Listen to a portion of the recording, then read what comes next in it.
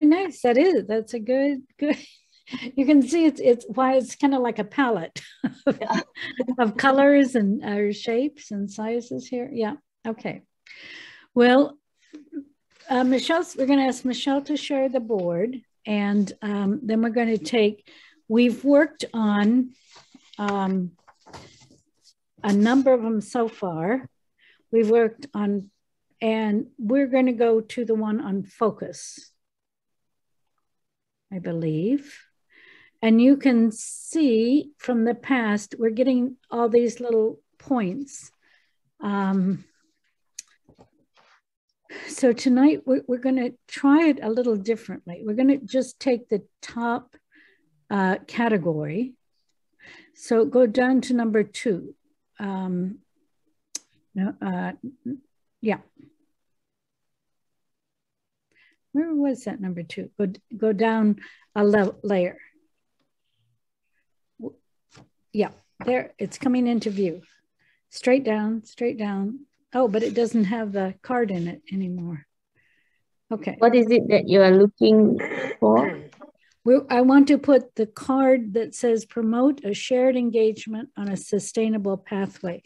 It's that top pink card there. Yeah, I can't point. Yeah, there we go. That card, take it down to a new, yeah. Oh, it can go to the top one there, actually, but okay. Yeah, okay.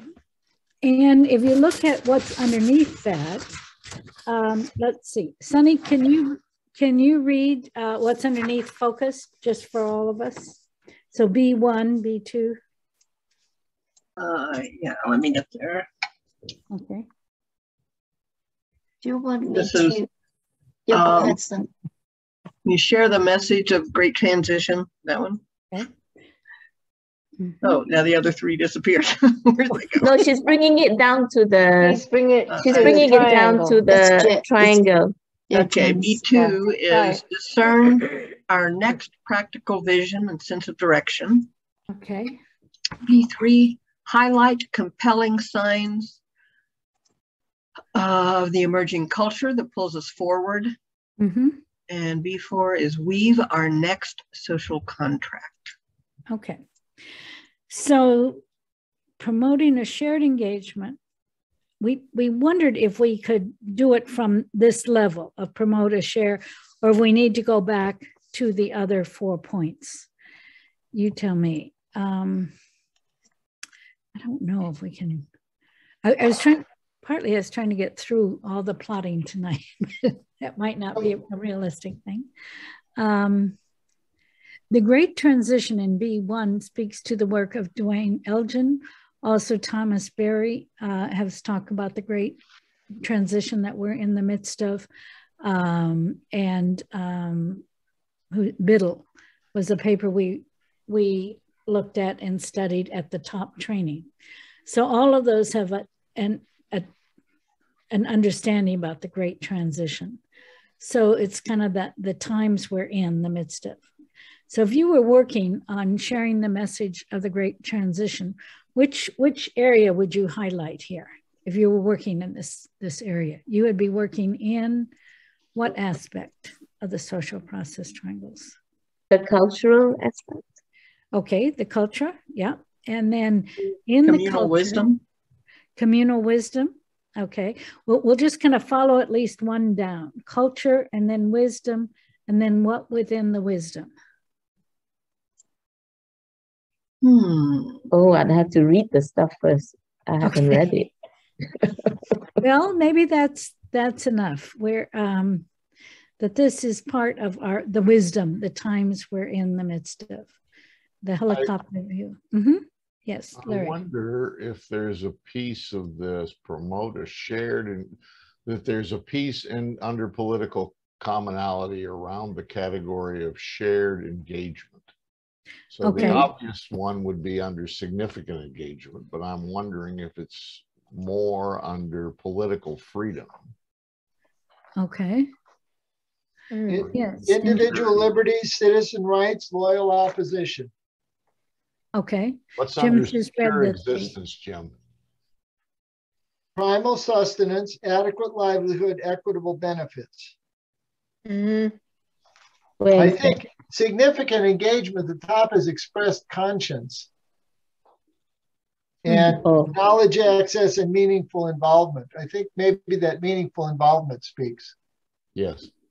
And in communal wisdom, I think I just looked those up. I think it would be final meanings. Okay. Which has social morality, ultimate concern, and individual integrity. Okay. No, the connector is from communal wisdom to final meanings, Michelle. Yeah. Yeah. No. This one? Yeah. Okay. Okay. Interesting, both of those points. Okay. I'm going to move us a little faster tonight, and we'll see how that goes. If I'm going too fast and you don't get an insight in, you can tell me to slow down. Okay. So discern our next practical vision, sense of direction. And remember, it might have a similar path as all the others. As the last one there. Because discern our next practical wisdom, sense of direction.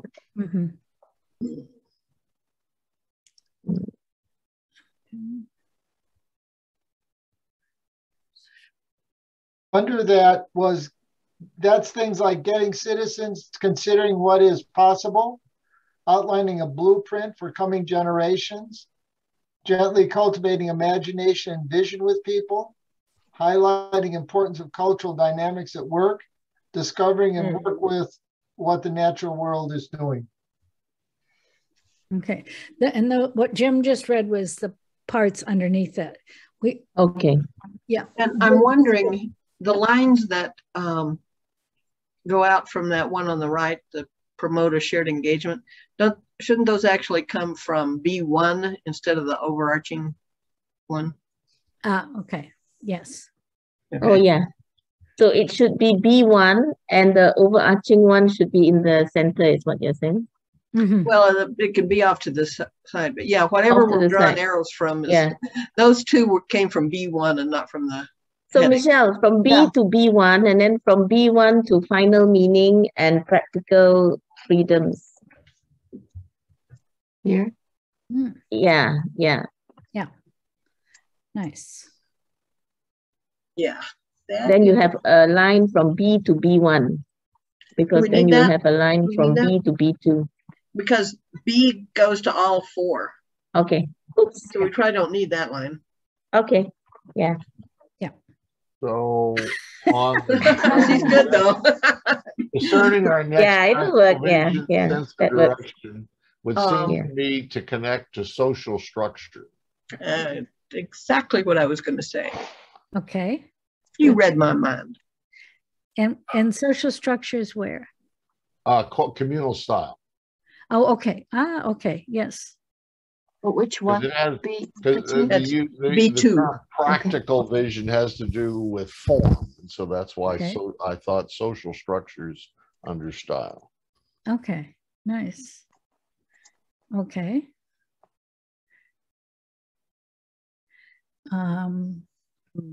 Okay. The B3, highlight compelling signs of the emerging culture that pulls us forward.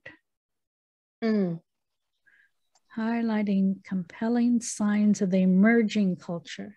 So it's, and that could be part of culture, symbols, and then it could also be economic commonality, couldn't it? Because as people begin to go out and start earning a living again after this pandemic situation, there are people of common interest coming together. Common production or common resources, one of those. Common resources. Compelling signs pulls us forward. Is that right? Yes. One of the interesting ones is a bit what Michelle talked about with on the other side of COVID, a different culture is emerging, a bit slower, family oriented is beginning to happen. So that's an interesting, place. Okay, weave our next social contract. Oh, I do wonder if that last one, B3, from what you were just saying, Jan, has a connection over to secure existence. Ah, okay. Where is that? It's in corporate welfare, political commonality, the top, bottom, and then the bottom left. Yeah. Well, it's interesting. The last 2 years were definitely on the edge of that one is secure. Yeah. But I feel like on this one, the 3 arrows we've got so far are talking about where to aim those signs of an emerging culture that pulls us forward. I feel like it's the responsibility of social art to do that. Does that make any sense? Yes. It's got to highlight those forms so that we see them in social, in communal style. We see them in our economic livelihood. We see them in our corporate welfare. Yeah. So, can you say that in simpler language, Jim? Give me an example. When I think about highlighting compelling signs of the emerging culture that pulls us forward, I think of stories and videos and posts on social media and examples and thrilling dramas that are aimed at social structures, that are aimed at the rest of the social process. But for me, that storytelling and creating of signs is communicating is part of social art. Yeah. Thank you. Thank you. And another example. Do you understand, Patricia? Yes. If I can mirror back in a slightly different way, if say it were a situation in Malaysia, we should encourage our artists to do work in this area, to show a collaboration, to show a different way of coming together, so that it becomes part of the Malaysian story. Well, and your example of the MP from Petaling Jaya, how you say that? Yeah. Yes. Correct. They have to be social artists a little bit to tell their story. Yes. Also. It's not just technical. Yes. Yes. And that was David's example of the Summer of Soul 67, of a new coming of the gifts of the Black culture through the music. But they blocked it for many years, right? We're only telling it now 40 years after. Now 50 years tell after, it now. it's coming out, being shown. Yeah.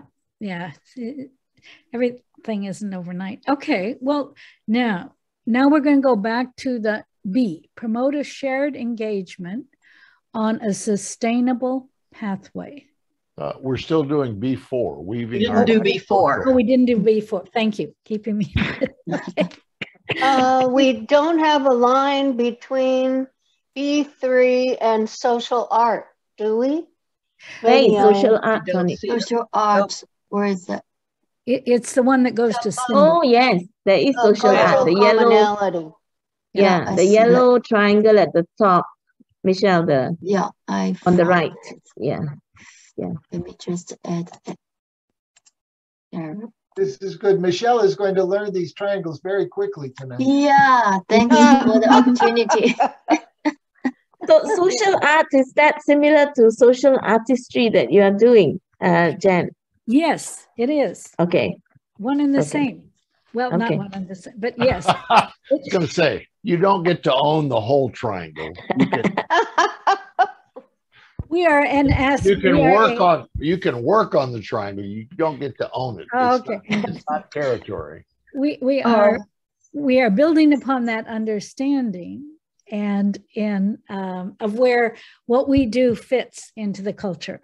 Is that fair? I'd love to hear more of that. Another meeting. It calls for another meeting. Yes, we will do. Sunny asked me too also. So okay. So leave our next social contract. What's underneath that? Help me understand it. shared sense of urgent direction, building trust and respect, come to a new understanding of community. I think this one was distinguished because it had to do with building our sense of how we're connected to one another.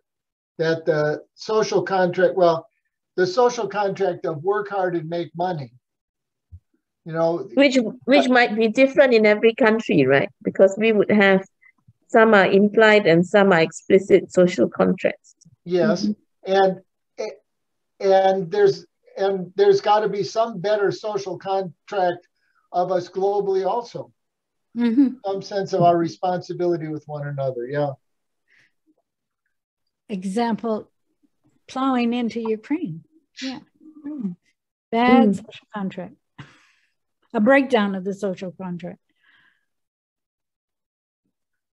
Okay. In Malaysia, our younger people are reevaluating the written social contract of, you know, Malay dominance and non-Malay obedience. Well, I think this is also one of the distinctions. Yeah. One of the distinctions between different countries is how explicit the social contract is, and how implied it is. And in certain cultural frameworks, national frameworks, it's more implied than explicit. In others, it's more explicit. In Malaysia, for example, the Malay community decided to make it explicit 50 years ago. Yeah. Or 40 years ago. And now that the consequences of that is still being felt. Anyway. Well, in the United States, I mean, I don't think this is just our problem. Any social group, this would include ICA and TOP, we like to tell a story about how good we are. And that's why we came together, because this is a wonderful group of people, which is all right, but it overlooks things. It overlooks, you know, in this country, we brush over the way police treat different groups differently. We brush over the differences in economic opportunities in order to, I pledge allegiance to the flag like that. And now we're having to look at the gap between our lovely story of our explicit contract and what's actually going on. And it's very painful. Yeah, it feels to me like our social contract, if we ever had one that was somewhat agreed upon, is shredded. Which should indicate why we need to weave our next social contract. Yeah. Oh, pick up the pieces. And I think the first social contract, wherever it is decided by the mighty. That is decided by the strong who has power. They say, this is the contract, you guys just fall in line. That's the first social contract, really. You know, whether it's America or colonized state, we do that. And then the second social contract, or the new one, depends on how awoken or woke or whatever the word is, people get after some time, and the impact of that first contract has taken its toll, you know. So that's why we are seeing all this new emergence of social awareness, economic awareness, political awareness, because the generations are waking up, sort of. Okay, Larry? Well, no, I'm just trying to think about who the we is. There's my social contract that I think we have, but who is the we? And I've been struggling with this with ICA a lot, because the we, everybody says we, and everybody means a different moment in history and a different group of people and a different everything. And so therefore I like the power of the language of weaving or reweaving. That it's that we have a lot of different social contracts, and we have to create what is the new one, but we also have to therefore weave that with the reality of what's going on. So where does this go in the triangle is the question. Thank you, Larry. Well, there, Thank you, Patricia. We used to have a blank chair when I worked at the Council of Energy Resource Tribes at our table. I mean, there were chairs for everybody except there was an extra one. And we used to put a little teddy bear in there that had the label across the front that said "we." So we used to say we should do that. You knew who was picking that one up. Just this morning, I was involved in a study that ICA Canada is leading with ICA representatives from all the ICAs across Africa. And we looked at the chapter called Historical Involvement. And there's a wonderful little paragraph in there from Duncan Holmes, who says, when I go to work with a group, I have to realize there's Michelle's story and Jan's story and Larry's story and Patricia's story and Sunny's story and Evelyn's story. And and I have to help them get their stories out to weave them together. And I also have to realize if Sunny's story isn't somehow included, then she's not there. So it's I mean, at our facilitation level, this is very complicated. And now how you weave that into a large organization, into a community, into a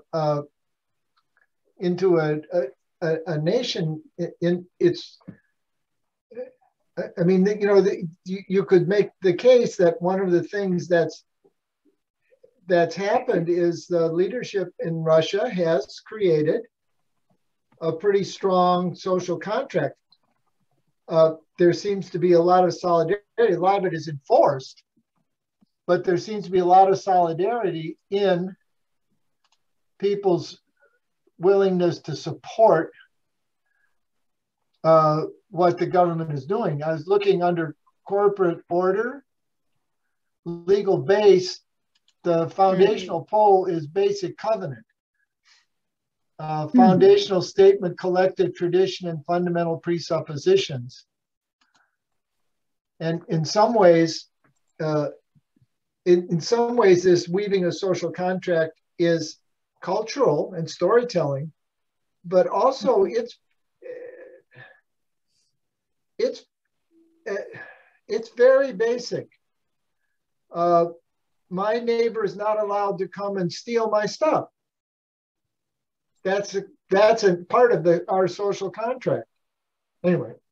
But it's not the same in some cultures, you know. In some cultures, it's okay for your neighbor to come and take the fruit of your tree. Yeah. Which is what makes people scared when people who live near them, they haven't known for 30 years because they don't know. Who knows what they're going to do?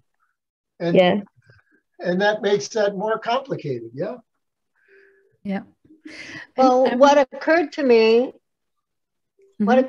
was some companies have decided, at least in the United States, have decided to have a diversity director. In other words, someone who is paying attention to what the equity or inequity of the people who are in the company can participate in building the company, and the rights of all people to be able to be free, to feel free to participate in those dynamics. And I thought, so what's a diversity director? And it's basically someone who is with the human resource department of common resources under economic. And it has to do with building building structures within their own business to link to all, to make sure that all people who are in the company, no matter what color they are adequately represented and are adequately given opportunities to participate.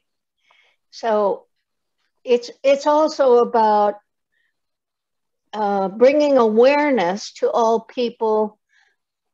If what you do is focused on building the people and connecting the people to each other, rather than only focused on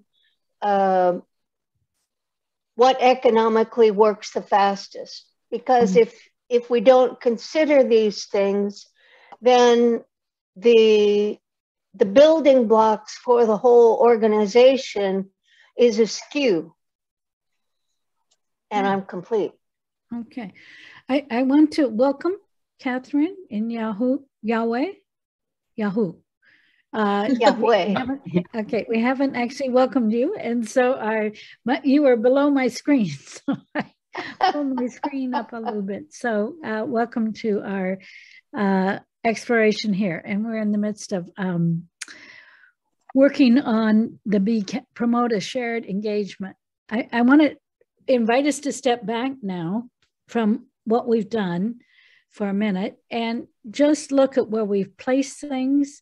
That we talked about this as a category of promoting a shared engagement on a sustainable pathway. So sustainable pathway to the. Excuse me, Jane, should we connect before to common religion? Yes, that'd be good. I would agree with that. But yeah, I see that Larry put in the chat. Okay. That was what I was. That's why my hand is up. Oh, the reason is under common religion is inclusive myth. Yes. And if we're really talking about creating a new covenant or a common, now I've lost the card. Social contract. Yeah, a new social contract. It needs to be based on the new story, on the new inclusive myth. So okay. Yes, very good. But when you say with that, in that I was really thinking about where did our beliefs and values that underlie our capacity to have a social contract come from? Yes. Yeah. And it definitely shot me to the top of the triangle. Yeah. But as we go into diverse groups and societies, how do you manage that common religion? Because you may not have religion for starters. Yeah. Yes, there's no common religion. So what do we do with that? Is it a common spirituality that we are talking about rather than an institutionalized faith? I think to me, the insight of the common religion triangle at the top as a part of cultural commonality is to understand we're talking about process, not content. Oftentimes we use the term culture to mean some fixed content in some group of people that's unchanging. And one of the insights of having a social process is realizing when we rub up against one another, we work out how to work together one way or another. We work out some way to operate together economically and politically and culturally. And people who say, oh, though there's some content, there's some specific thing that is a culture, that what they're doing is they're saying, I'm going to hold on to this thing here from the past.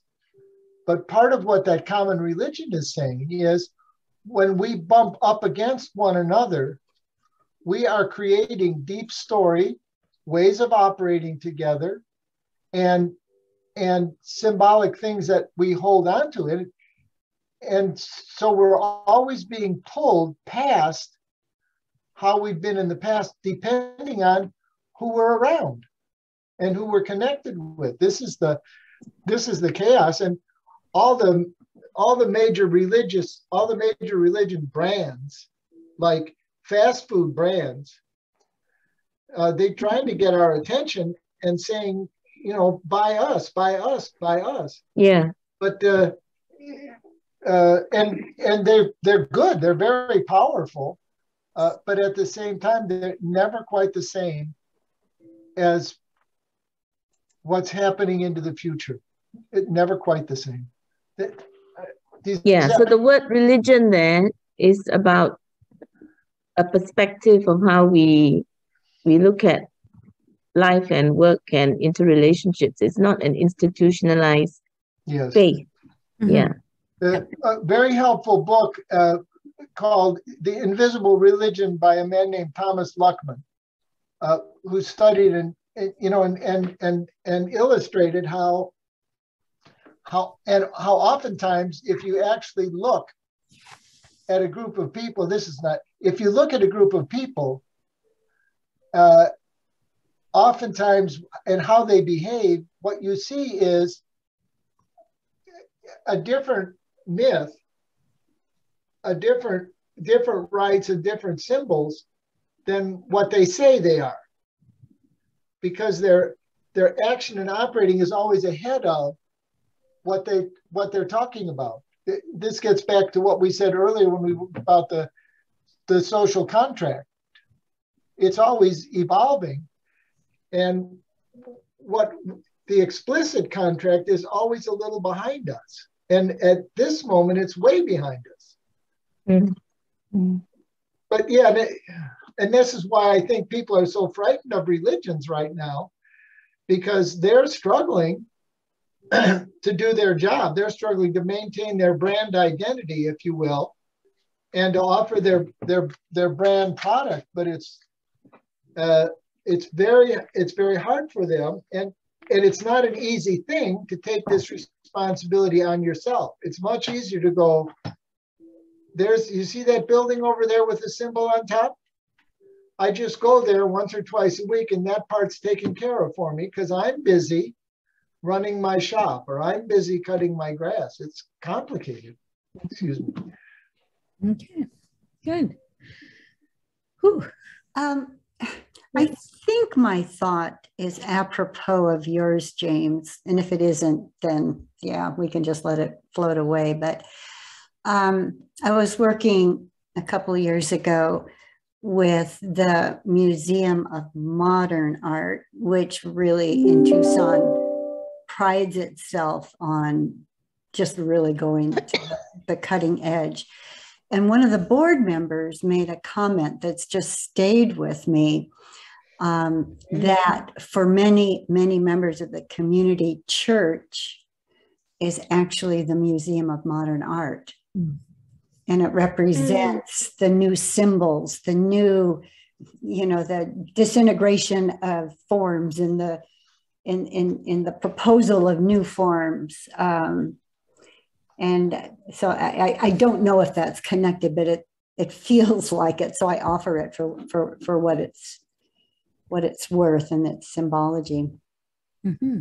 For many people, the church is now in nature. I mean, look at the picture behind Michelle and Larry. Many people are going there, or Larry, or Evelyn. Many people are going there to find some place for their consciousness to rest. I wonder if the word sacred, that's a word I've sort of landed on. It's sacred space, which kind of encompasses MoCA, encompasses nature. It could encompass the coffee shop. I've seen people be so reverent in their chosen coffee shop.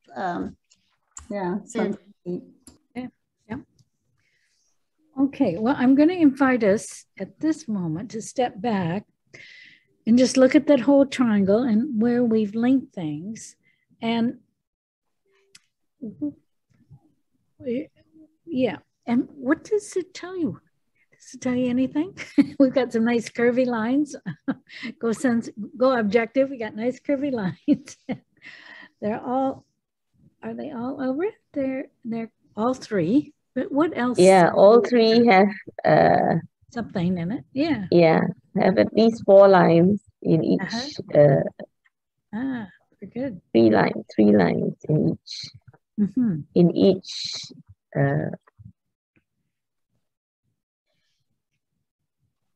triangle.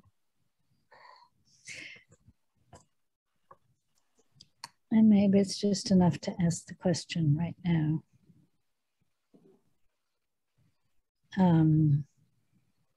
Well,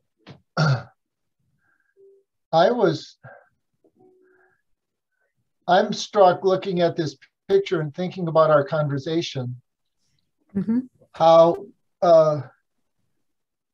simple and practical this is, okay, and at the same time, how deep.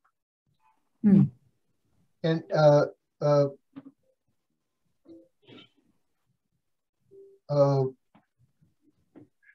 too deep for me to really get, but it's like we're going into a journey on this one. That sustainable pathway is over a hill we haven't looked over. Yeah. Mm-hmm.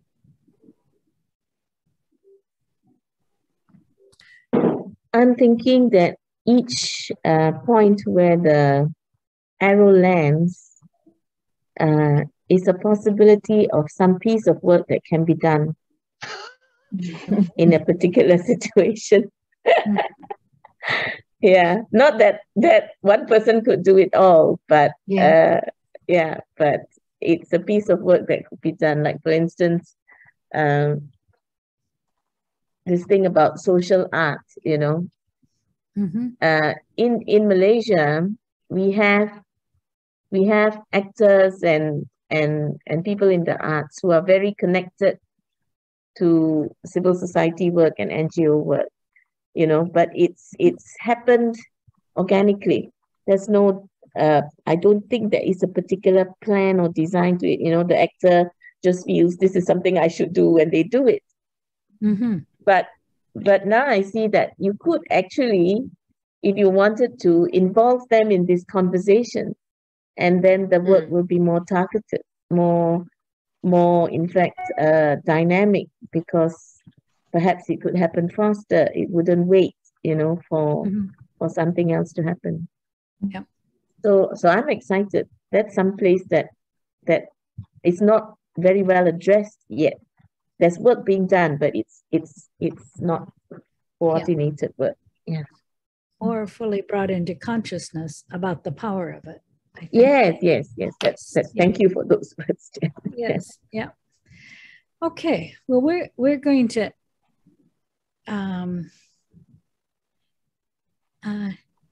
Yawu, do you want to say this? Yahweh put something in the chat that says co-sensing, then co-create a story of a weave. The co-creating. Yes. Thank you. Very good piece.